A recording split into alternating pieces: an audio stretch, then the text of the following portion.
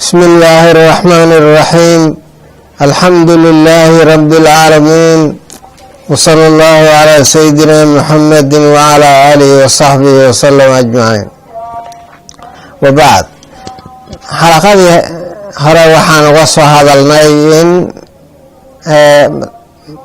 murjica iyo irjaa magacu ugu baxay iimaankii iyo acmaashii oo la kala saaray acmaashii laga dibdhigay iimaankii qoladana ay sameeyeen murjica ay saas wax yeeshay sidaas darteed murjica loogu magacaabay fikradoodiina irjaa loogu magacaabay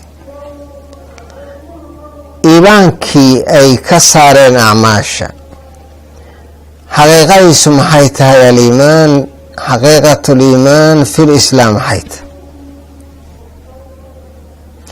xalaqadan waxaan rabaa inaan uga hadlo arintaa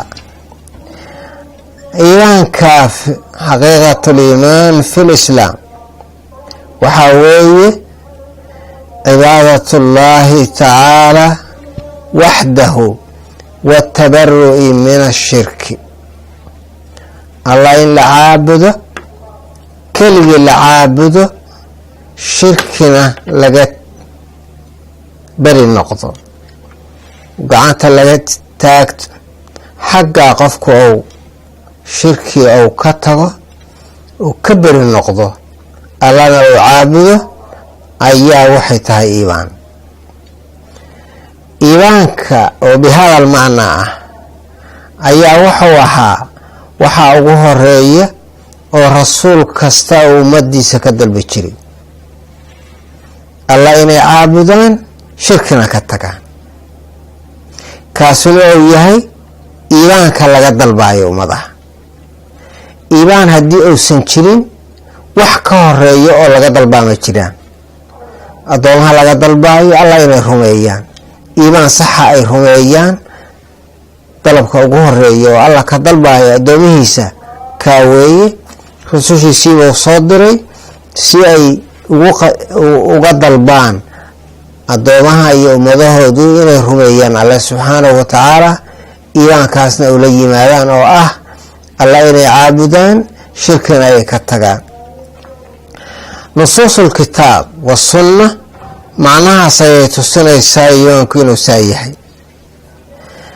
culimo iyo aqwaal ay leeyihiin ama murjica ay leedahay loo xaraysan maayo iimaan lagu xaraysan maayo iimaan lagama qaadanahayo waxaa laga qaadan qalaayal iimaan qur-aankaa laga qaadanahayaa nusuustaa laga qaadanahayaa allah fasiray waxa iimaan uu yahay aayadihii ama nusuustii muujinaysay ambiyadu inay waxa ugu horeeya oo alla amray inay ay ummadahooda ka dalbaan ay ahayd alla inay caabudaan shirkina ay ka tagaan taasuna uu iimaankii yahay xaqiiqatul iimaan sidaa uu yahay nusuustaas waxaa ka mida allah subxaanahu wa tacaala wuxuu leeyahay wacbudu llaha walaa tushriku bihi shay-an alla caabuda hana u sharig yeelinin oo shirki ka dheeraada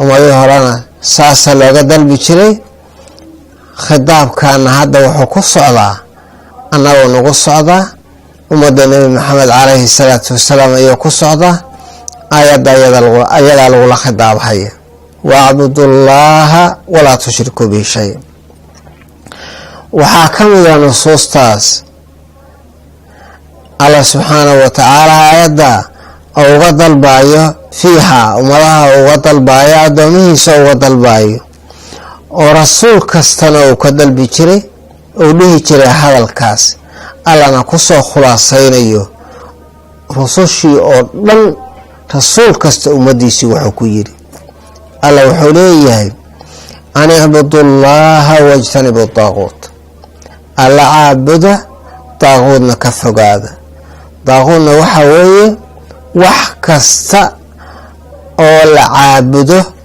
oo alla aan ahayn baa daaquud ah marka daaquud ka fogaada allana caabuda subxaanahu wa tacaala iimaanka laga dalbaayey oo rususha ay ka dalbaayeen allana soo faray rusushiisa inay ka dalbaan ummadaha awal shay oo ummadahooda ay ka dalbi jireen oo iimaankii ah saas u ahaa baa alla nooga warramaa subxaanahu wa tacaala an icbudu llaha wajtanibu daaquut. rasuul kasta rasuulan bacda rasuulin ummadihiisu wuxuu ku lahaa fii aayatin ukhraa ucbudu llaha maa lakum min ilaahin hayru, alla caabuda ilaah la caabudo oo xaq lagu caabudoon alla ahayn ma jire, alla keligii caabuda. aayaadka alla wuxuu ku leeyahay fii suurati shucaraa ambiyadii markuu soo sardiyey rasuul kasta ummadiisi wuxuu ku yidhi fattaqu llaha wa atiicuuni, alla ka cabsada, ana isoo raaca, anaa alla idinku xiraya, daacadayda ayaa alla idinku xiraysa, sida alla u caabudi lahaydeen, sida alla u waxidi lahaydeen, sida alla u xiriiri lahaydeen, aniga igu raaca, aniga igu adeeca, aniga maaragtay waxa ayaa rasuulka ilaahay ah. waxa ugu horeeya oo laga dalbayo cabsi ku wajahanta laleeyahay ka cabsada, shirkiga ugu horeeya, mukhaalafada ugu horeysa, isyaanka kale ugu horeeya. iimaankii rasuul kasta oo waxa ugu horeeya ummadiisa ka dalbaa oo ka dalbi jiray waxay ahayd aayadahaasu mataalibta ay muujinayso oo ah cibaadatullaahi tacaala waxdahu iyo shirki in laga tago, in laga tabaruo. saas ayaa iimaanka u ahaa ambiyada iyo rusushu ay ka dalbi jireen ummadahooda, waana waxa ugu horeeya laga dalba ayay ahayd. wax ka horeyn karaana ma jiraan, iimaan wax ka horeey karoo laga dalbaayo ma jiraan, sababtoo ah cibaada haddii laga dalbo, akhlaaqiyaad wanaagsan laga dalbo, saaiyo saali iyo laga dalbo, khiyaanada iskadaa laga dalbo, waxa weeye waa umuuro oo yacni haddii xataa uu ka tago wixii asaas male, asaasay ku istaagaan male, laa yu'jar, maadaama iimaan uusan jirin.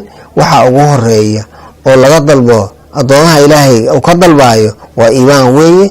rusushiina waxay ka dalbi jireen waxay ahayd alla inay caabudaan, shirkina ka tagaan.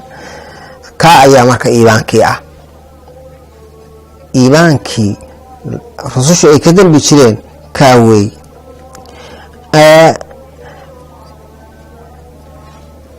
cibaadatullaahi tacaala waxdahu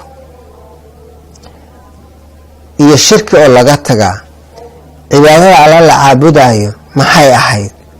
salaad kaliya maahayn, soon kaliya maahayn, sujuud kaliya maahayn, waxay ahayd oo culammadu ku fasireen oo nusuusta iyadoo laga soo qaadanayo waxaa weeye daacatullaahi fii maa amara wa fii maa nahaa. cibaadada la dalbaa oo wacbudullaaha walaa tushriku bihi shaya laleeyahay waxaa weeye alla oo la adeeco, shirkina laga tago.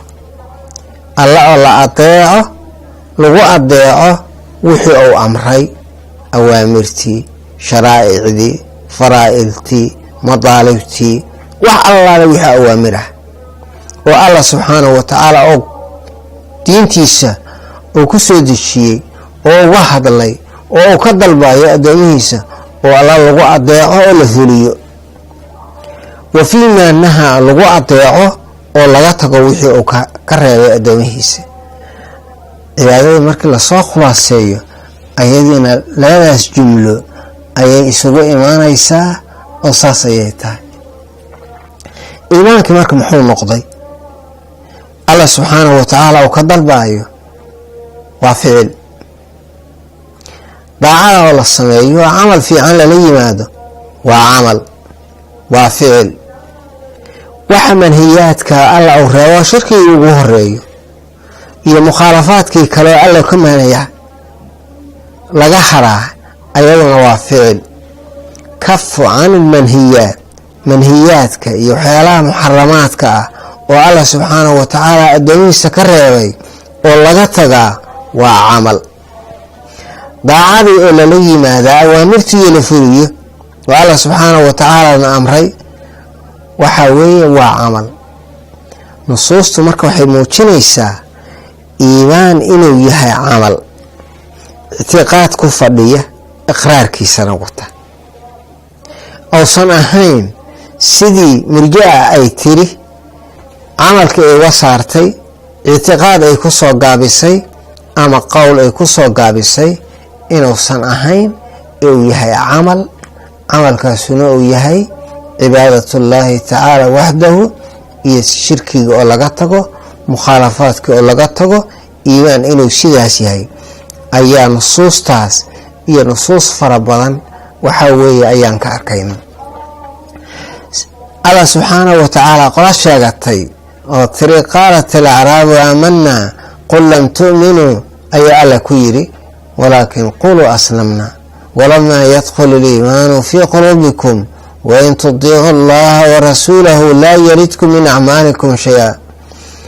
aayadda ku xigtaa ayaa allah subxaanahu wa tacaala wuxuu ku yidhi inama almu'minuuna aladiina aamanuu biاllaahi warasuulihi huma lam yartaabuu wajaahaduu biamwaalihim wa anfusihim.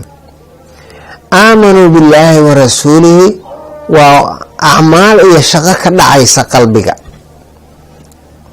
oo tasdiiq ah oo caqdi ah, qalbigii lagu xiro wixii la rumaynayay, niyo iyo ikhlaas loola yimaado, waa hawl ka dhacaysa qalbiga.